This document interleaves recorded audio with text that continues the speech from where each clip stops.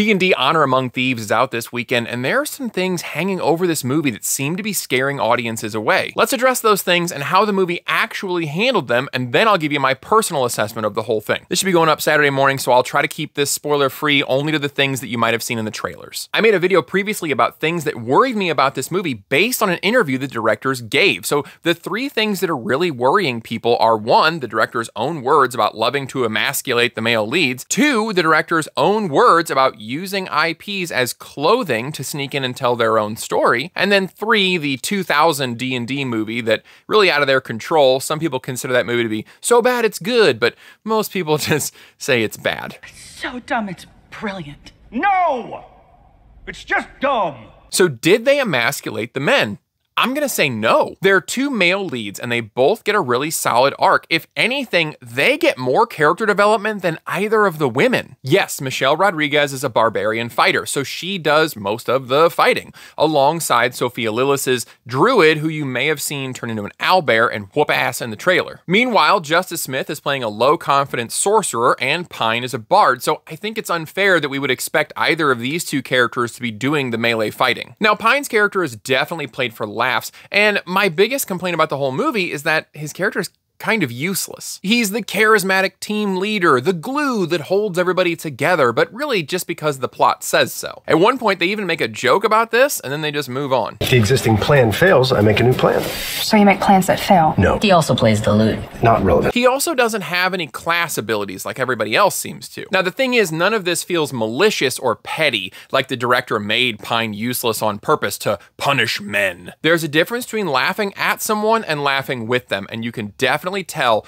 Pine is laughing with us in this movie. The most Chris Pine performance has been in a long time. So number 2, did the directors respect the fans and the source material? They absolutely did. From their comments in the interview, it kind of sounded like they didn't care what movie they were making so long as a studio would give them money. My fear was that they were just going to make some generic fantasy story and then, as an afterthought, leaf through the player's handbook and have one of the characters say some corny fan service line while winking at the camera. But this was not the case. There were a lot of D&D references, but they felt baked into the script and they were delivered naturally. My biggest compliment for this movie is that it was not campy, which is what point number 3 had people worried about. The amount of restraint the director showed is highly admirable. They could have gone the route of the previous movie and gone so over the top that it was just silly. They also could have gone the route of Thor: Love and Thunder and just super saturated this movie with joke after joke after joke. It's certainly a lighthearted movie with plenty of laughs, but it's not downright goofy. It's a solid blend of action, drama, and comedy. So really, all 3 of these clouds that are hanging over this movie are not at all justified, although I can't feel too bad about the first 2 because the director said that shit themselves.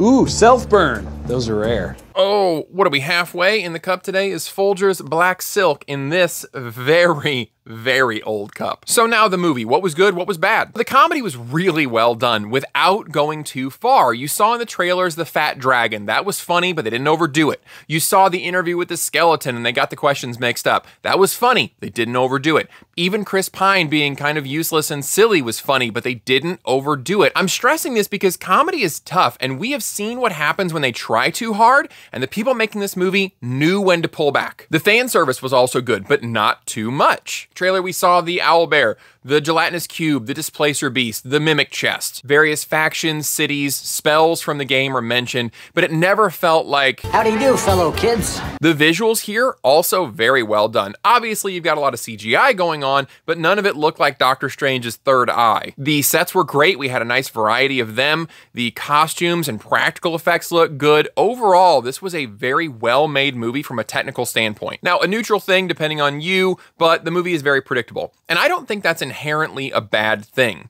I am not of the opinion that every movie needs a Shyamalan twist, and I think too many movies try to force one in where it doesn't belong. That said, after the opening 10 minutes, I guarantee you can figure out exactly how this movie ends. It's an action fantasy film with a wholesome ending, and I think there's something to be said for that. Now, some things I didn't like. As I mentioned earlier, Pine's character is fun, but after you watch the movie and you think about it, you realize he was kind of useless. I think it was a real missed opportunity to not give him some bard abilities or make him affect the story in any way beside his roguish charm and cheering people up with his false confidence. You might try to stretch and say that he was giving them inspiration, but I don't think that's what was actually happening. Regé-Jean Page was not useless, but he was a plot device. He's a paladin, and they tried to do the whole I don't understand idioms because I'm so straight-laced and literal thing, but it never landed any of the times they tried it. About a third of the way into the movie, the pace starts to even out, but at first, it's just monologue backstory and jumping from location to location to build the team. The funny thing is I was actually a little bored in the beginning of the movie, even though they were jumping from location to location. The timing of this also didn't make sense because they were traveling all over the place, but the clock was running out as they tried to get the mission done. It's not a huge deal, but I noticed it. Finally, the villain is just there to be a villain. I think that she was told to stand on screen and look like she was holding in a fart. She's comically evil, and she's just there because they need a big bad evil guy. But overall, I think the good outweighs the bad, and you definitely will not regret buying a ticket for this one. I don't know, if I did ratings, I guess I would give it like maybe a 7 or an 8. I enjoyed myself. That's what's important. When it's out for streaming, I will probably watch it again. If you see it, let me know what you think. If you haven't seen it, but you still have some concerns, let me know in the comments and I will give you all the spoilery details. I appreciate you guys watching, and I'll see you next time. Anything you want to add? I'm good.